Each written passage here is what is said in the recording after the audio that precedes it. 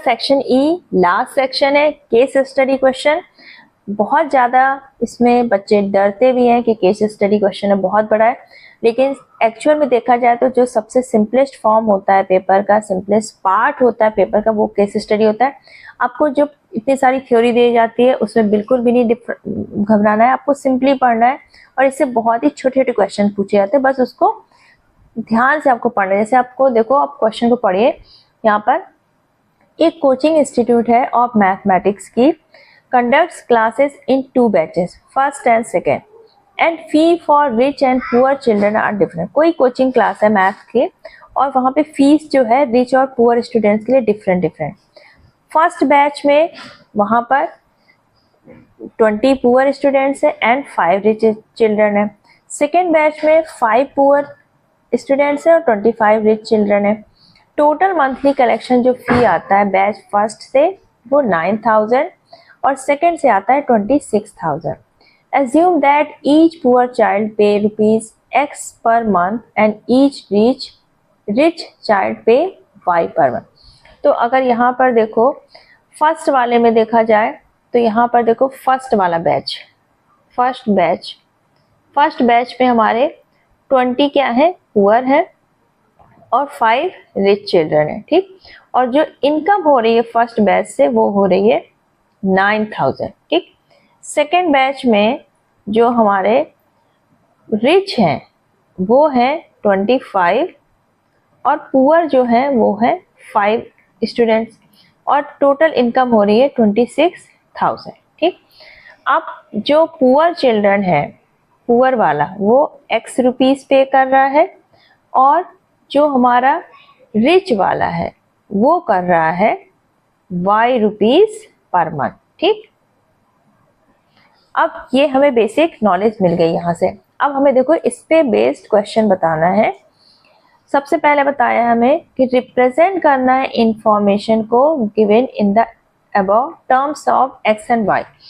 तो यहाँ पर देखो पहले वाले को देखा जाए तो 20 पुअर स्टूडेंट है।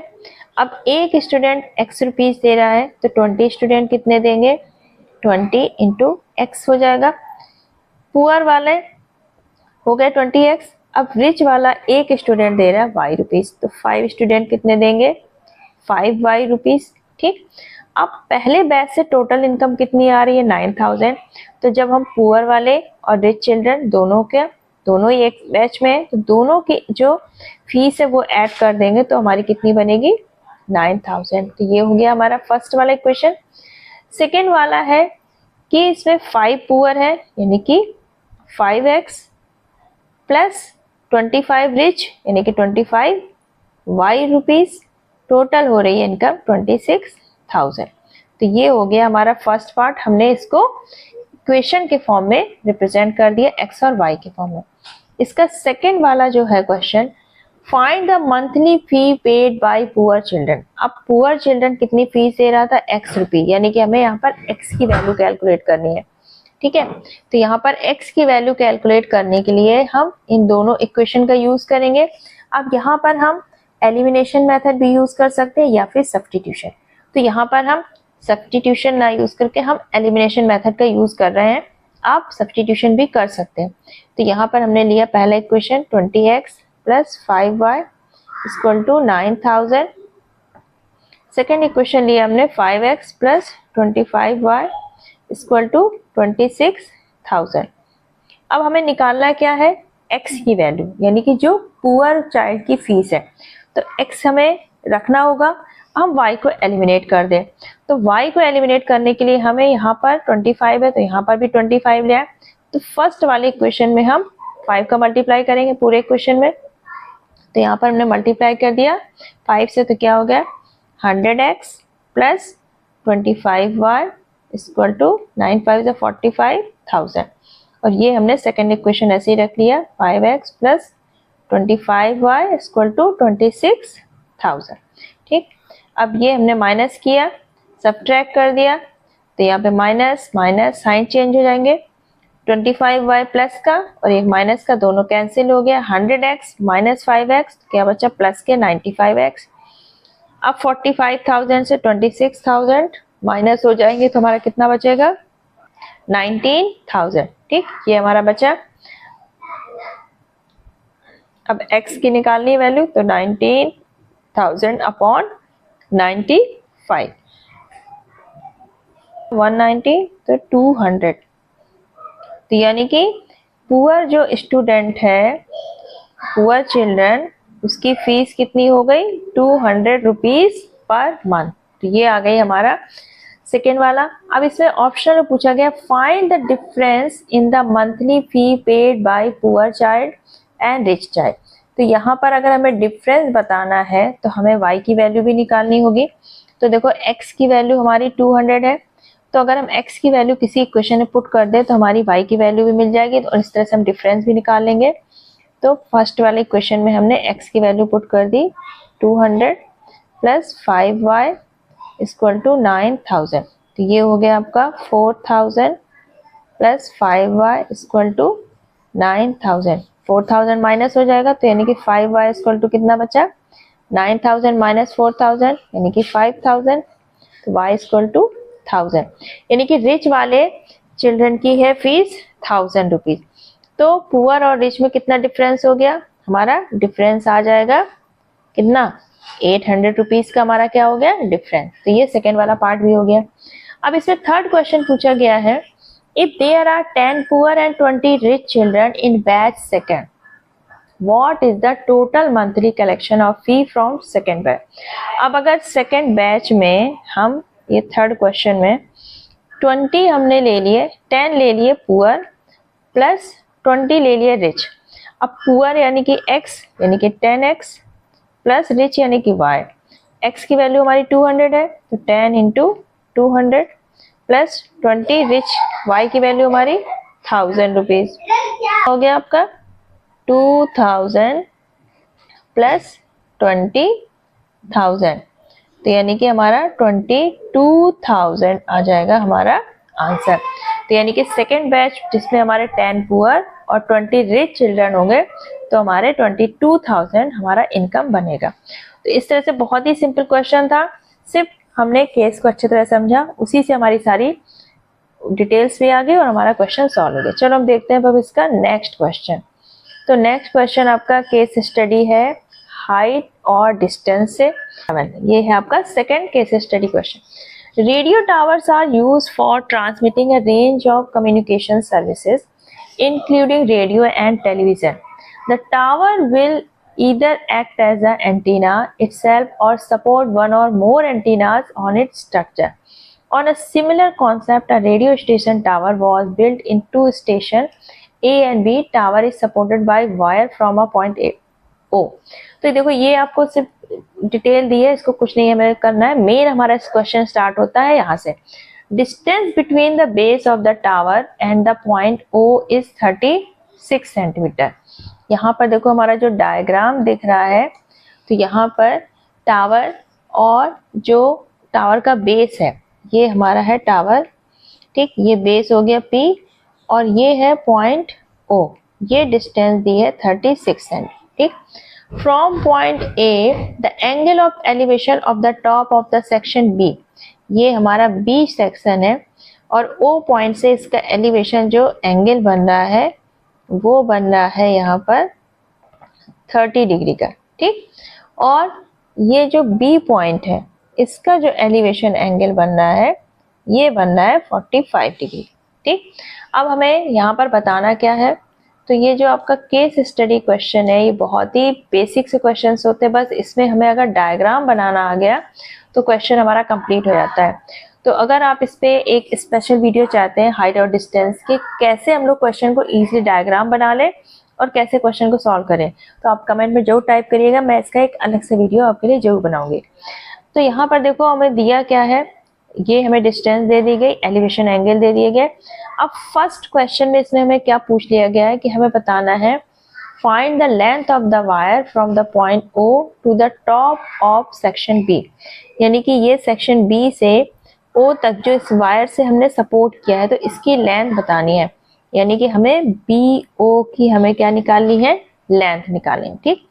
तो यहाँ पर देखो हमें क्या दिया है, बेस दिया है, ये हमें एंगल थीटा 30 डिग्री दिया, हमें क्या निकालना है, BO। तो ये देखो हमारा 90 डिग्री है, तो BO हमारा क्या हो गया, एक तरह से हाइपोटेन्यूज। तो यहाँ पर हमें बेस पता है और हाइपोटेन्यूज की वैल्यू हमें क्या करना है, कैलकुलेट करना है।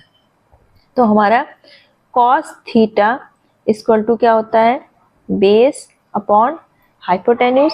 ठीक, तो यहाँ पर हमें बेस दिया है 36, हाइपोटेन्यूज हमें निकालना है cos थीटा 30। तो cos 30 इक्वल टू बेस हम रख लेंगे 36, हाइपोटेन्यूज यानी कि BO हमें कैलकुलेट करना है। cos 30 की वैल्यू कितनी हो जाएगी, √3/2, ये हो गया आपका 36 BO। तो BO इक्वल टू कितना हो जाएगा, 36 × 2/√3। ठीक, अब अगर इसको हम रैशनलाइज कर लें, √3 मल्टीप्लाई किया हमने ऊपर नीचे, तो ये हो गया हमारा 36 × 2 × √3/3। 3 से कट किया, 3 1 जा 3 2 जा 12, 3 जा 36, तो ये हो गया आपका 24√3। तो जो हमारी BO है यानी कि वायर है वो आ गया 24√3 सेंटीमीटर। ठीक, उसके बाद हमारे सेकेंड वाले पार्ट में पूछा गया है डिस्टेंस AB। ये हमारा A पार्ट है, AB की लेंथ हमें बतानी है। ठीक, तो सबसे पहले हम, ये बेस हमें पता है, ठीक, ये एंगल हमें क्या है 45 दिया है। तो AB की लेंथ निकालने के लिए पहले हम टोटल लेंथ निकालें और BB की लेंथ निकालें और इससे हम ये माइनस कर दें। तो पहले हम टोटल लेंथ निकालेंगे ट्रायंगल APO में। ठीक, तो ये हमारा कितना दिया है 45। अब tan थीटा इक्वल टू हमारा क्या होता है, परपेंडिकुलर अपॉन बेस। ठीक, tan 45 लेंगे यहाँ पर, परपेंडिकुलर यानी कि हमें AP की लेंथ, परपेंडिकुलर हमारा क्या है AP अपॉन PO हमारा बेस। तो AP हम निकालेंगे यानी कि पूरी लेंथ निकालेंगे पहले। ठीक, और बेस हमारा दिया है 36, तो tan 45 की वैल्यू 1, तो AP इक्वल टू हमारा 36 आ जाएगा, मल्टीप्लाई होगा 1 से, तो पूरी लेंथ हमारी हो गई ये 36 सेंटीमीटर। अब अगर हमें PB पता चल जाए तो यहाँ पर PB भी निकाल लेते हैं। अब फिर AP से PB माइनस कर देंगे तो हमें ये लेंथ मिल जाएगी। ठीक, तो यहाँ पर tan 30 लेना पड़ेगा क्योंकि हम ट्रायंगल BPO लेंगे, ट्रायंगल BPO में tan 30 equal to BP upon PO यानी कि परपेंडिकुलर अपॉन बेस। tan 30 की वैल्यू 1/√3। अब BP हमें कैलकुलेट करना है और ये हो गया 36, तो BP इक्वल टू 36/√3। √3 से मल्टीप्लाई किया, ऊपर नीचे रैशनलाइज किया, तो ये आ गया आपका 12√3। तो ये हो गई हमारी 12√3। ठीक, अब हमें माइनस क्या करना है, यहाँ पर AB की लेंथ निकालनी है। ठीक, तो AB इक्वल टू हमारा क्या हो जाएगा 36 माइनस 12√3। ठीक, तो यहाँ पर 36, अब 12√3 को हम अगर √3 की वैल्यू मल्टीप्लाई कर ले हम 12 × 1.73, तो यहाँ पर हमारा कितना, तो ये आ जाएगा आपका मल्टीप्लाई करने पे 20.7 यानी कि 21 ले सकते हैं, 36 माइनस 21, तो ये आ जाएगा आपका 15 सेंटीमीटर। ठीक, तो AB की लेंथ आ गई हमारी 15 सेंटीमीटर। अब हमें क्या बताना है, find the area of OPB। OPB की हमें क्या निकालना है, एरिया। तो एरिया निकालने के लिए हम सिंपल फॉर्मूला लगा देंगे। आपका क्या होता है, एरिया ऑफ ट्रायंगल OPB यानी कि 1/2 इंटू बेस इंटू हाइट का फॉर्मूला लगा देंगे। तो यहाँ पे 1/2 बेस है हमारा 36, हाइट हमारी कितनी आ गई, BP की लेंथ हमारी कितनी थी यहाँ पर, BP 12√3। तो ये हो गया आपका, ये आ गया 216√3 सेंटीमीटर स्क्वायर। तो ये हो गया हमारा एरिया। अब हमें क्वेश्चन थर्ड में क्या फाइंड आउट करनी है, find the height of section A from the base of the tower, यानी कि ए और पी की हाइट बतानी है। तो ये हमारी कितनी आ चुकी थी, 36 सेंटीमीटर, हम पहले कैलकुलेट कर चुके हैं। तो इस तरह से हमने इसके सारे आंसर्स कैलकुलेट कर लिए। तो यहाँ पर सिंपल हमने हाइट और डिस्टेंस का फॉर्मूला यूज किया। नेक्स्ट इसका जो है लास्ट केस स्टडी क्वेश्चन का question number 38। 8 ball in a game played on a pool table with 15 ball number 1 to 15। 8 ball एक गेम का नाम है, ठीक है। उसमें बॉल है हमारी 1 से लेके 15 तक, 1 से लेके 15 तक, ऐसे 1 2, ठीक है, सब में ऐसे नंबरिंग है, किसी में 1 से लेके 15 तक ऐसे नंबरिंग कर रखी है, ठीक है। Number 1 to 15 and a Q ball that is solid and white, ठीक है। एक कोई क्यू बॉल है जो कि सॉलिड है और वाइट है। नंबरिंग है 1 से लेके 15 तक बॉल्स में, जिसमें 1 से लेके 15 तक नंबर्स है। एक है सॉलिड और वाइट कलर की ball. Of the 15 number ball 8 are solid non white colour, ठीक है। नंबर 1 to 8, जो 1 से लेके 8 तक की बॉल है वो हमारी कैसी है, नॉन वाइट, यानी कि वाइट नहीं है। और कैसी है वो, सॉलिड है, नॉन वाइट। और 1 से लेके 8 तक की जो बॉल है वो सॉलिड नॉन वाइट कलर की है, ठीक है। 7 आर स्ट्रिप्ड बॉल। अब 7 जो बॉल्स हैं, यानी कि 8 तक की तो हमारी ये हो गई, यानी कि 9 से लेके 15 तक की जो बॉल है वो कैसी है, स्ट्रिप्ड बॉल है, ठीक, 9 से 15 तक की। अब the 15 numbered pool ball are placed in a large bowl and mixed, ठीक। अब देखो हमने सारी बॉल्स को क्या कर दिया, मिक्स कर दिया। इसमें 1 से लेके 8 तक की बॉल हमारी कैसी है, वाइट कलर की नहीं है, सॉलिड है। 9 से लेके 15 तक की बॉल स्ट्रिप्ड है, यानी कि उनमें स्ट्रिप्स है। और जो हमारी एक बॉल है जो क्यू बॉल है वो हमारी वाइट कलर की है, ठीक। अब हमें यहाँ पर प्रोबेबिलिटी के बेस पे क्वेश्चन बताना है। अब देखो टोटल नंबर ऑफ बॉल्स हमारी कितनी हो जाएंगी, 15 तो हमारी नंबरिंग वाली थी और एक क्यू बॉल, तो टोटल जो हमारी बॉल्स हैं वो हो गई हमारी 16, ठीक। अब हमें बताना है पहला question, what is the probability that the drawn ball bear number 8। अब नंबर 8 जिसमें हो, अब देखो नंबरिंग तो हमारी डबल तो है नहीं। अब अगर हम 8 नंबर की बॉल अगर हम निकालेंगे तो एक ही निकल सकती है, दूसरे में तो नंबर 8 होगा नहीं। तो हमारी प्रोबेबिलिटी कितनी हो जाएगी, 8 नंबर वाली बॉल कितनी होगी, 1, टोटल नंबर कितनी है हमारी 16, तो इसकी प्रोबेबिलिटी कितनी हो जाएगी 1/16। सेकेंड है आपका, what is the probability that the drawn ball bears an even number. अब इवन नंबर देखो, जो हमारे 1 से लेके 15 तक में इवन नंबर हमारे कितने हो सकते हैं, एक 2 होगा, एक 4 होगा, 6 होगा, 8 होगा, 10 होगा, 12 होगा और 14 होगा। इतने ही हमारी इवन नंबर की बॉल्स पड़ेंगी। तो कितनी हुई, 1 2 3 4 5 6 7, ठीक।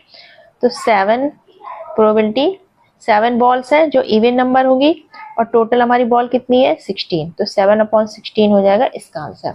इसी के ऑप्शन में है सेकंड वाले में, what is the probability that the drawn ball bear a number which is multiple of 3।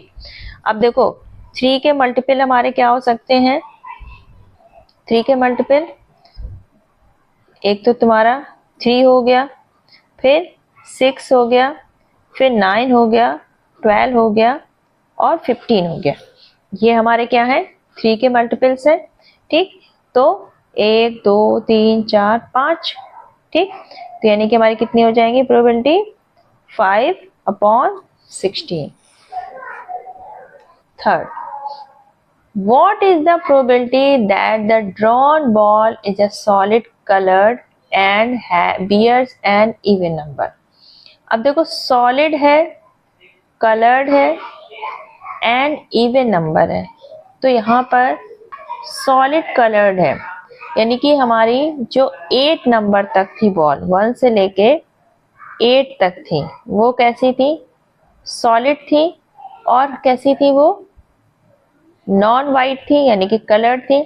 अब 1 से लेके 8 तक में इवन नंबर हमारी कितनी हो जाएंगी, 2, उसके बाद 4, उसके बाद 6, उसके बाद 8। तो हमारी 4 बॉल है जो हमारी कैसी है, सॉलिड भी है और कलर्ड है, ठीक है। तो 4 बॉल है जो इवन नंबर वाली है, तो ये हो जाएगा हमारी प्रोबेबिलिटी 4/16 यानी कि 1/4। तो ये हो जाएगा हमारा आंसर।